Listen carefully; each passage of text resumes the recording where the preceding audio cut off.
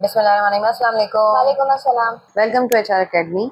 Today's session is for the grade 9 chemistry student. In chemistry, we have started the fundamental of chemistry, and for this we have discussed the important definition, and matter was discussed in previous video. Today we will be talking about the atom and what is atom. So let's begin with the definition of atom. Atom is basically what the smallest unit of matter that still has the properties of an element. ठीक है, matter आपको पहले ही बता दिया गया है कि matter क्या होता है. Anything that has mass and occupies space is called matter. और मैटर की जो स्मॉलेस्ट यूनिट होगी जिसमें वो तमाम प्रॉपर्टीज होंगी जिस एलिमेंट से उस एटम को लिया गया है, ठीक है, तो फिर उस पार्टिकल को क्या कहा जाता है? एटम कहा जाता है. Then parts of atom. एक एटम के कितने पार्ट्स होते हैं? Atom is made up of three main particles. Number one, proton, neutron and electron. Proton is basically positively charged particle, whereas neutron is neutral. यानी neutron पे कोई charge नहीं होता. And electron is negatively charged particle.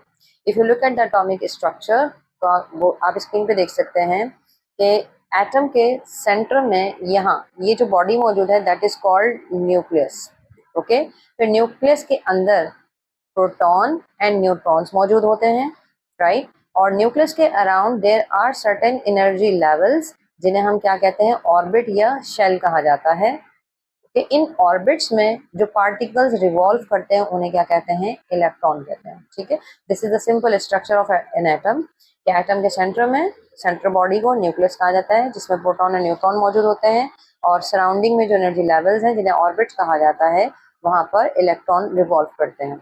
So this is the simplest structure of the atom. Then example, let's talk about the examples of atom. First example is hydrogen. Hydrogen के पास एक electron होता है, तो लिहाजा आप देखिए इसके पास एक ऑर्बिट है जिसमें एक ही इलेक्ट्रॉन मौजूद है. Then we have atom nitrogen.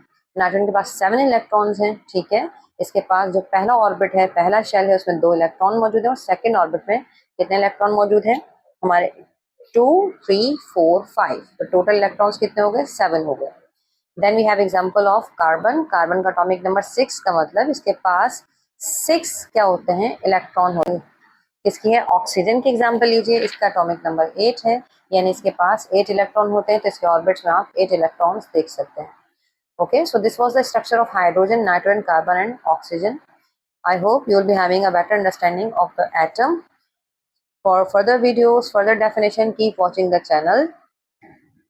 If you have any question, write down your question in the comment box. We will definitely answer your question. Don't forget to like, share and subscribe. Take care of yourselves. Allah Hafiz.